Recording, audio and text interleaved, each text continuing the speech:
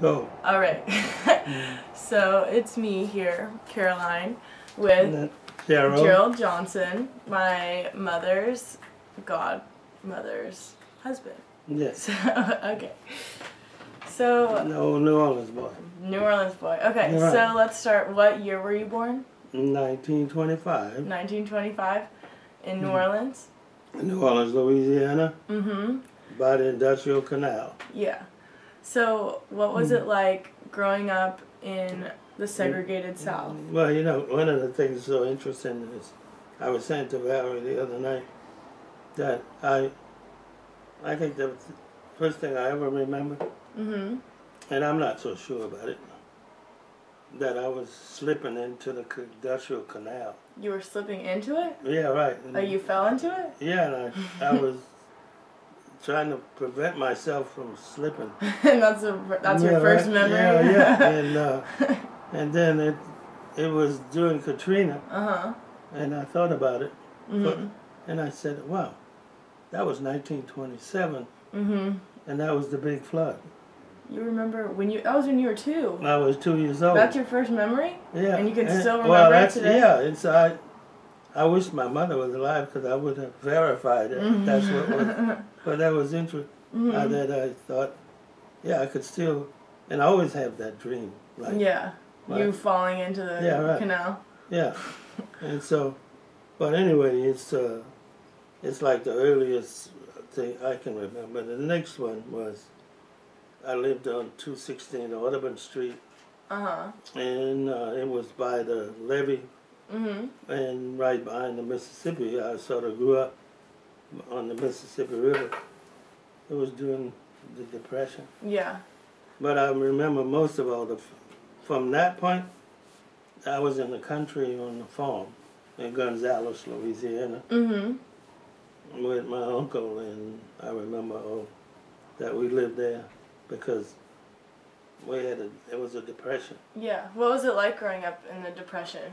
Well, you know, you had what we call missed meal cramps. What is that? Oh, missy because you're hungry. Yeah. Yeah.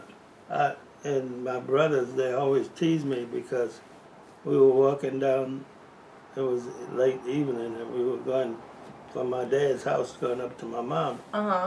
Because there was no food at my dad's house, so we figured we'd go to my mom. So on the way up, they were walking, and then all of a sudden, they looked back for me, and I was punching the air with my fist. And they said, "What's wrong with you?" I said, "I'm hungry." Were your parents divorced? Yeah. They were? Yeah. I don't remember them divorcing, but I remember the step.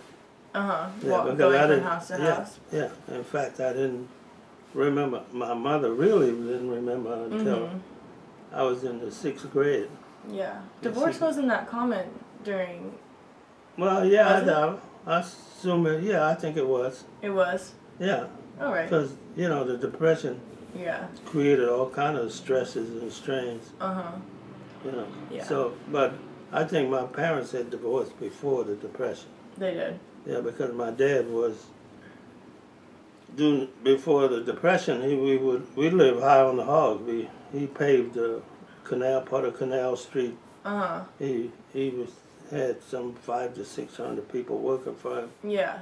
You know, he was an old country boy. He came out of the Gonzales. And my mother taught him how to numbers.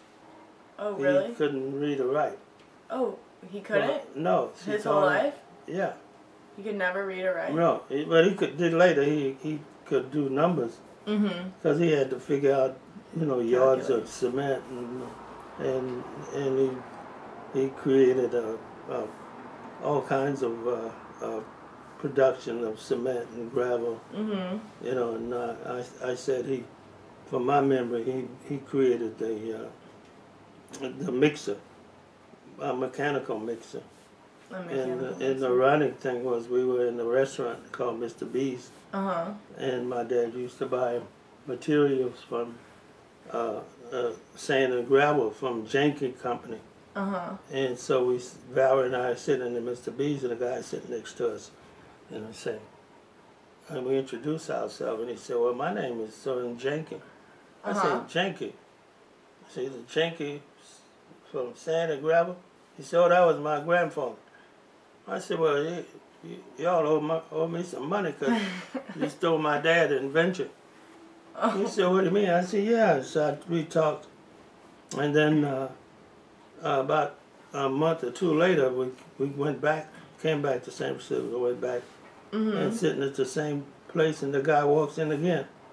Well, in the meantime, before he had sent us a record, a jazz record. Oh, he did? Yeah, saying, you know, thank you for the conversation and so on. So when he came back, I said, hey, let me tell you something. I said, Trinkets won't get it. We want the money. So, but anyway, that was part of growing up. You know, we said we lived high on the hog, and then all of a sudden the bottom fell out.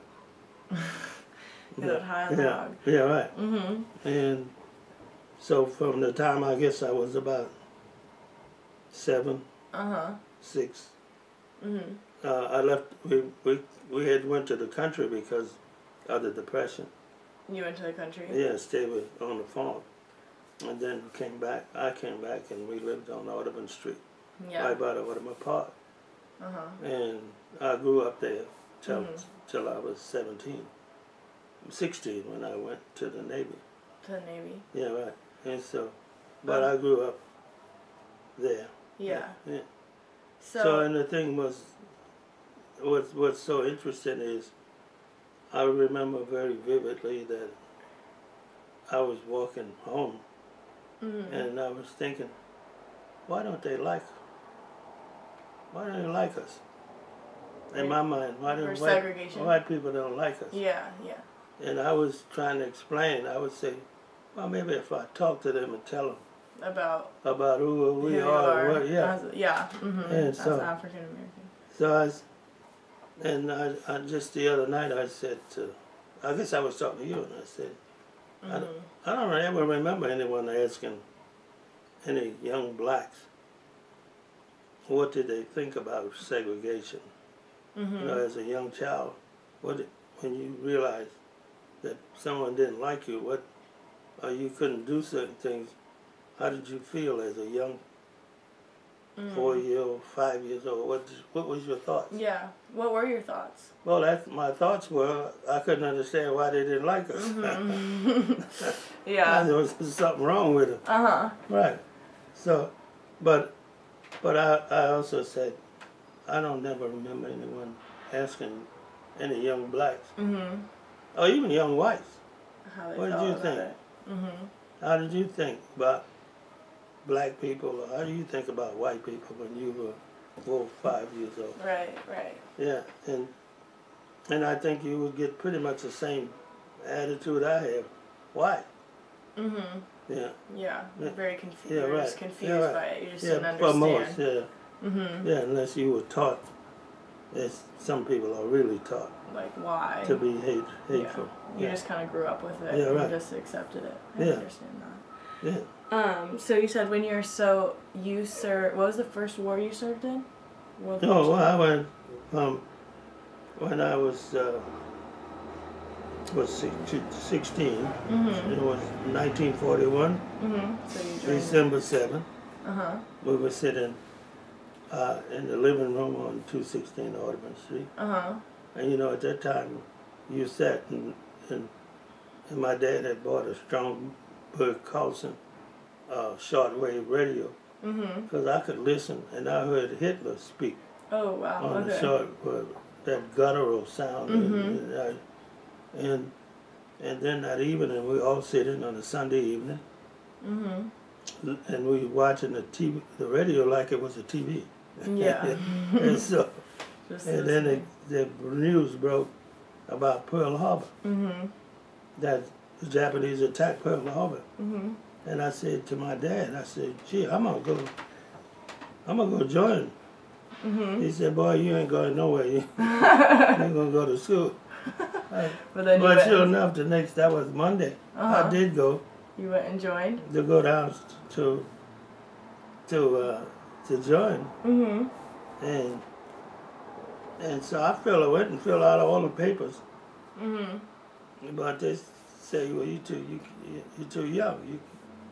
I was 16. Yeah. And so, anyway, I went to see my dad, but he wouldn't sign it.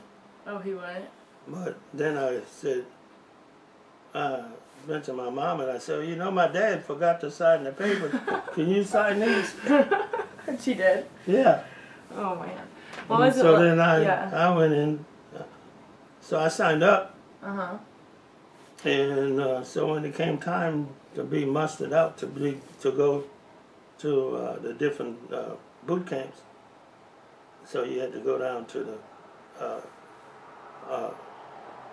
the Navy office where they would send you to different parts of the Navy country. One was Great Lakes, Illinois. The other one was Norfolk, Virginia. And I realized then if you went to Norfolk, Virginia, you're going to be a mess attendant. What's that? Or you're going to be a steward. You're service. Okay. And if you went to Great Lakes, you'd be a seaman. Uh-huh. Well, at the time, blacks could not be seamen. They could be stewards, mess attendants, servants. And so, but anyway, I told them I wanted to go to Great Lakes. So I signed the paper. So when they got ready to tell us when we're going to leave and where we're going to go, the guy who was the Navy guy, he says, when I call your name, if you're going to Great Lakes, you go to the left. If you're going to Norfolk, Virginia, you go to the right. So he called a number of names and he said, Gerald Johnson, you go to the right. You go over. I said, oh, no. No, I'm not. I'm going to Great Lakes. He said, no, you signed up. I said, no, I didn't. I would say I wanted. He said, listen, you're in the Navy now. You go where we tell you. I said, oh, no. He said, come here. This paper, what is this? What does it say there? He said, what does that say? I said, it says M-A-T-T. He said, that's what you are, M-A-T. I said, M-A, what is that? He said, I'm a mess attendant.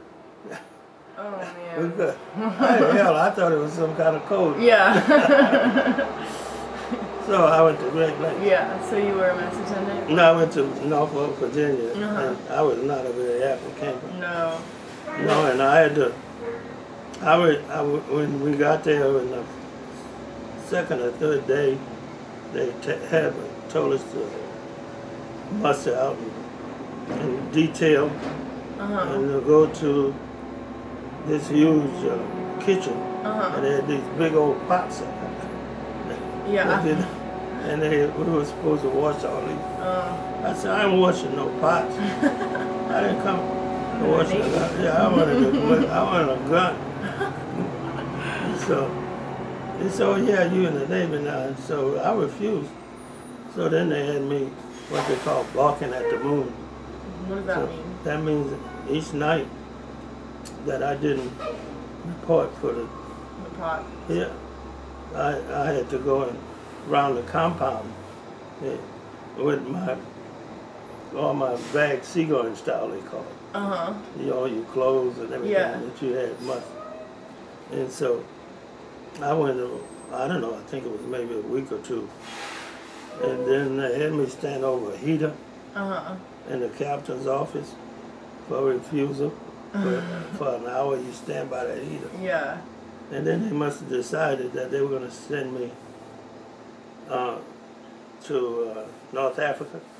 So they gave me different Army uniform, khakis, and then I had a 30-day leave before I went home for 30 days.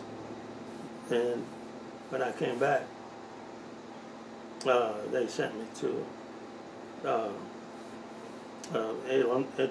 New York, Long Beach, Long Island, Lido Beach, where we would have mustered out. And so when I got there, and so it was March, so I'd been in January of 2000, well, I'm in January of 1943 it was, yeah. So I go to the USO, they said. And when I get to the USO, they said, hey, this is Sailor, hey, this is a private party. This is March 17th. And so, oh, I didn't know.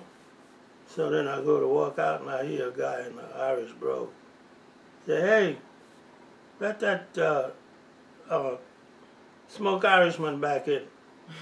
So I went, and it was a St. Patrick's Day party. So I spent the whole night. Yeah.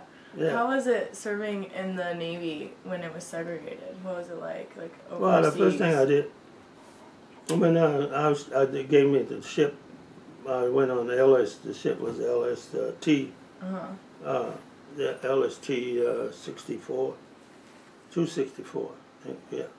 So we were dispatched with the LST going to North Africa. So when we got it, we went out. We were out about 3 or 4 days in our ship. We were in a convoy. Our ship got rammed. Oh yeah. So we had to pull into Bermuda because the bow of the ship was damaged. And so before we went back to Bermuda, they had us down in the bottom of the ship, all 12 blacks, so, and all the whites was about. Oh, there's so only when 12? we got rammed, yeah, there were about 10 or 12 whites came down to the folks where we stayed, and they said they were sorry. But they did. They apologized. Yeah, that they didn't feel that way. Oh, really? And so everybody was scared. You know, we thought we were gonna, the ship was gonna sink. But anyway, we pulled into Bermuda that morning, and we stayed there, I guess, for a month to get our ship repaired. And then from there we went to Oran. So I was in Oran operating base. I was there for 2.5 years. Yeah. And we had some landing craft. I was in landing craft industry. That prepared for invasions in Sicily. Yeah, and so then they took Sicily and Italy, and then what was it, 1944, yeah. 44, yeah. The war ended, and the European theater, they call it. And so then I took a plane, a troop transport from Oran to Nice to Paris. When I hit Paris, it was, we were waiting to get a plane going to New York, and they announced that the war was over. Oh, really? That's when you found out in Paris? Yeah. So I got a bus and went into Paris. But I was supposed to catch a plane going to New York, so I was AWOL in Paris for I guess almost 5 days. You were? Yeah, right. So I was. What were you doing in Paris? Yeah, more. But I went to what's the name? I think of the place. But anyway, I'm on Champs-Élysées, and all the troops are coming from Germany, coming back. The French troops, day and night, trucks and Trent. And so the Champs-Élysées just crowded with people. And then the show patrol sees me, and they say, I wanted me to know where my papers. Well, I didn't have it. My papers were I was supposed to go to New York. So I went, and they were right to say, and then a whole crowd of French people crowded around us, and they started shaking their fists and said, leave him alone. Leave him alone. They were feeling that the whole race, that these show patrols are being racist. Oh, yeah. So they were, so they just They just took off and left me. They left you alone? They left me alone. So you just got to be in Paris and have your good time. Yeah, where was I? Was at, what was the name of that place? I forget now. But, so then I went back and caught a plane going to New York. And I landed in New York. And then when I took a train from New York to San Francisco, because my mom had came here during the war. So that's when you moved. Yeah, but it was interesting. All across the country, you stopped. People came out. Yeah. And greeted the soldiers coming back. Oh, and, wow. Yeah. So it was, and they just, in Nebraska, in Utah, you saw when I hit, where was it, Wyoming, and they had the planks on the sidewalk, and like the old West. I was really, So then I came. My mom was here. I came to San Francisco. So is that when you moved from New Orleans to San Francisco? Because no, I came here I hadn't been mustered out of the Navy. I just came here for the vacation, and then I had to come back. Went back to Norfolk, Virginia, and then I got a troop transport going to Hawaii. So my troop transport, we were going to go take troops from Hawaii to invade Japan. Oh, okay. So this is 1945.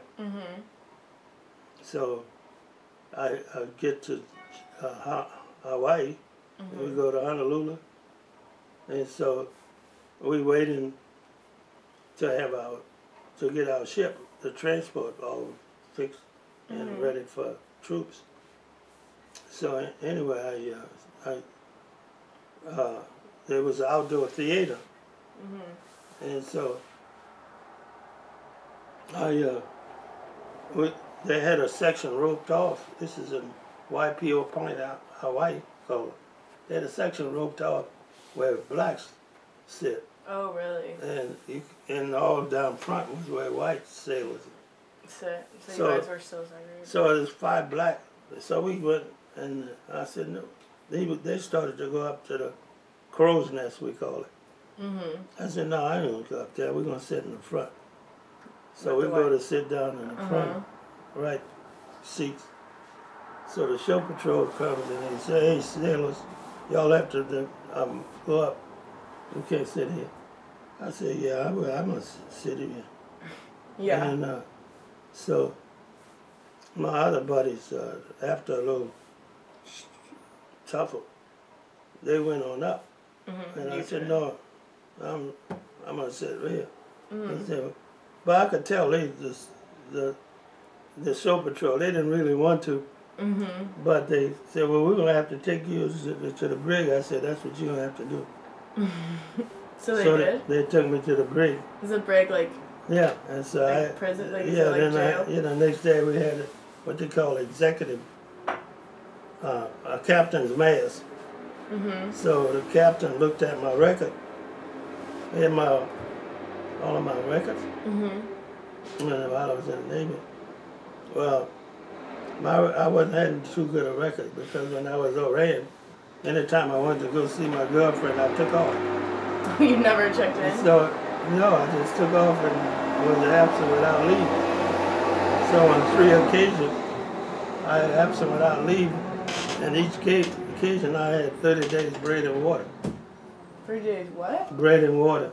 Yeah, you ate a full meal every 3rd day. Oh my God. Really? And so when the captain looked at he said, sailor, you look like you ain't been nothing but trouble. So he said, you know what? He said, I could give you a bad conduct discharge.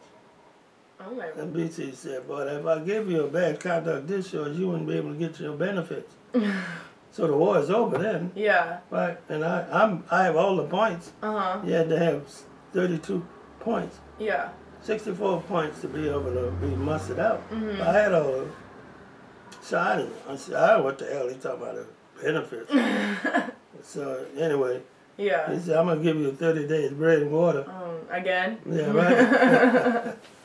So Yeah. I did my 30 days, and then I got out, and then uh, that was about August.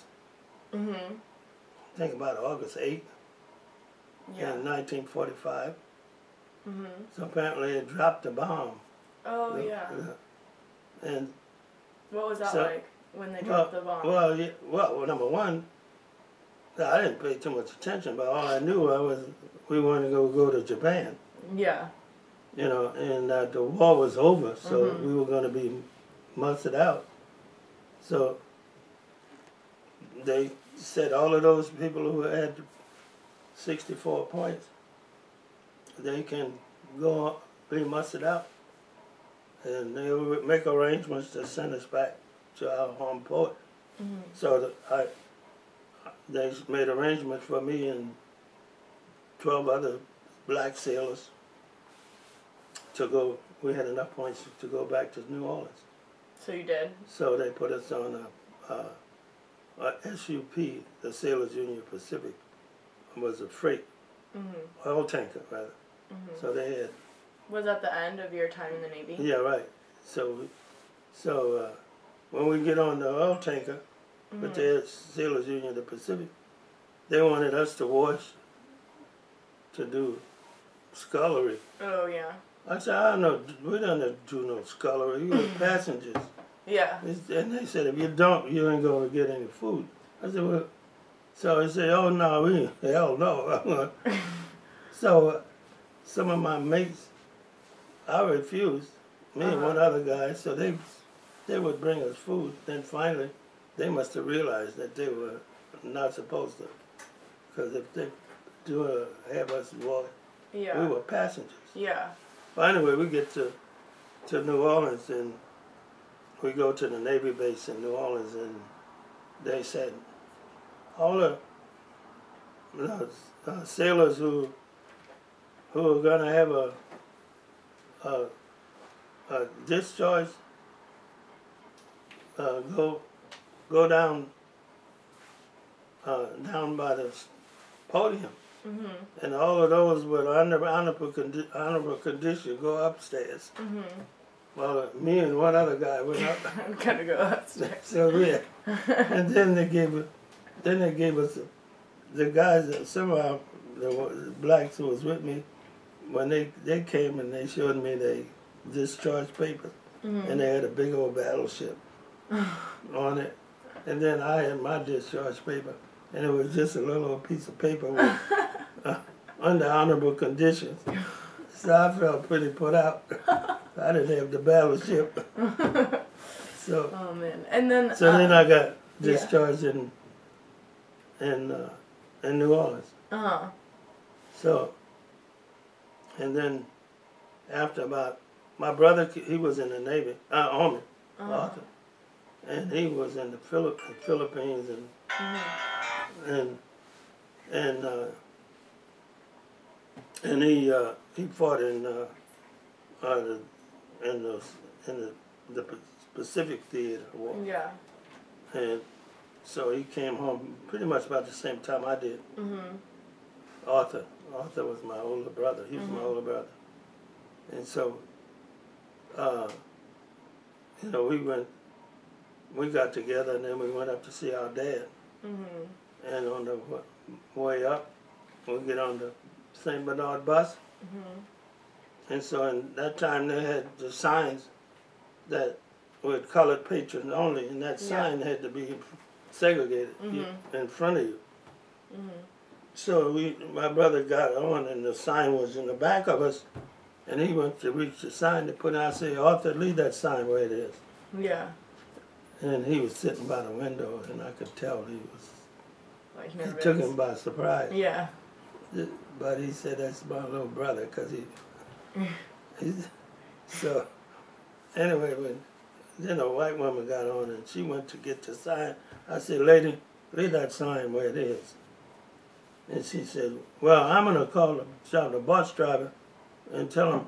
And the bus driver, she called him, and he stopped in the middle of the street with the bus, and he came, I said, you leave the goddamn sign where it is. He said, if you don't move that sign when we get to Broad Street, I'm going to call the police. I said, you can call your mama, ain't going to make a goddamn bit of difference. That sign going to stay. So anyway. Did he call the police? No, when we got to Broad and Fountain Blue Top, that's where our transfer point. So I got off the bus there. Man. But then my brother, it was what, maybe 10 or 12. I know much longer than that, almost 15 years later. He came to live in San Francisco. And so he was with Valerie and I when he said, you know, I didn't ever tell Gerald, but I told Mama and Dad what had happened. And they're the one that helped got the money for him so he can go to San Francisco. I said, because I'd gone down to the custom house on Canal Street and to get a ship. I wanted to sign up a merchant marine. So when I go to the custom house, I go up, you had to go up the stairs. At the top of the stairs, there's these big old beefy white boys sitting. And they look at me with mean or hate. And they say, what do you want? I said, I'm going to ship out. I want to get a ship. I want to join the merchant marine.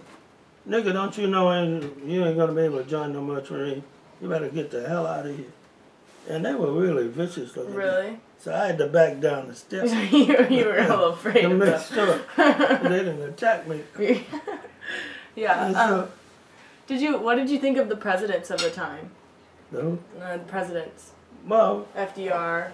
I thought, first of all, I thought Mrs. Roosevelt we had a high regard for her. Yeah.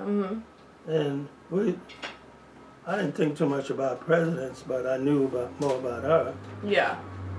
But I knew the president seemed to be on our side. You know, but it was, and I was in North Africa when the President Roosevelt died. And I remember standing at attention.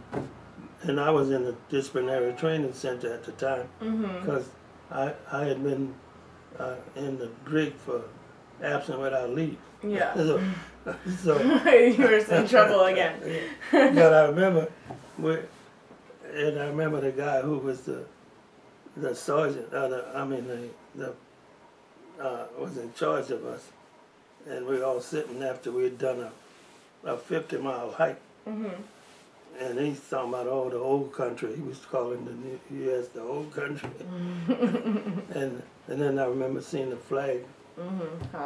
And we all had to stand at attention when President Roosevelt died. Yeah. Yeah. But, so what was it about? What was New Orleans like?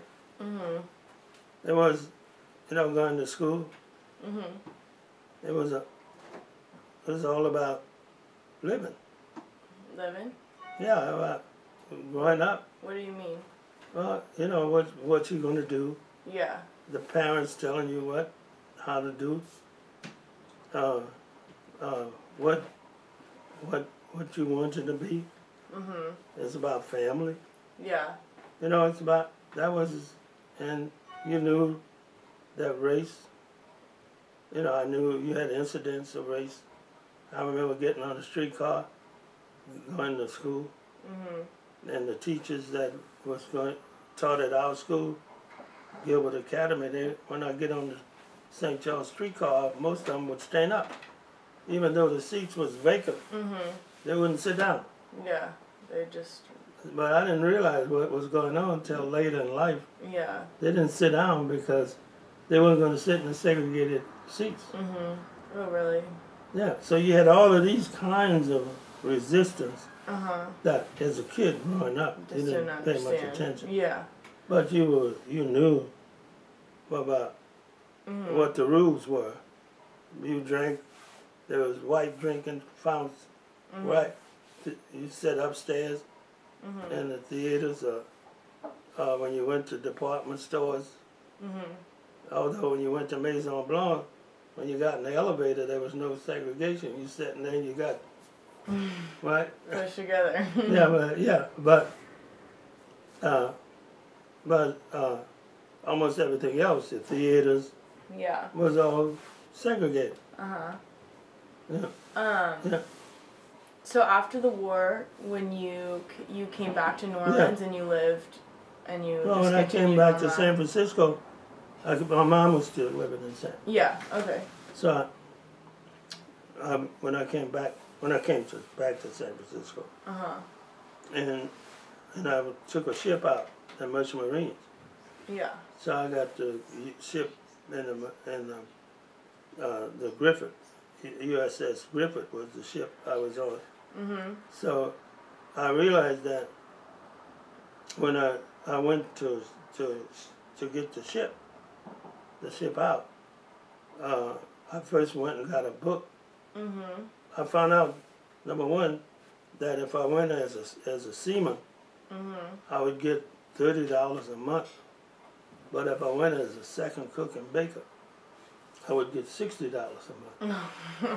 So I said, I'm going to do the second cook and baker. So I went and got a book. I bought a cookbook. Cookbook and learned how to cook. And so I read the whole thing.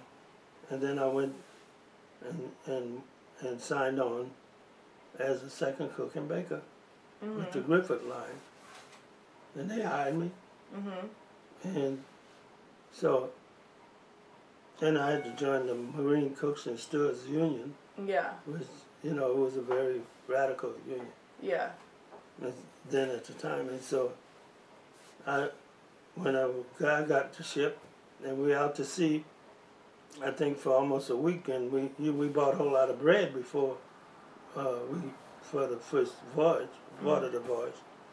So we ran out of bread, so I had to make the bread. You made the bread? That was your job? Yeah, I never made bread in my life.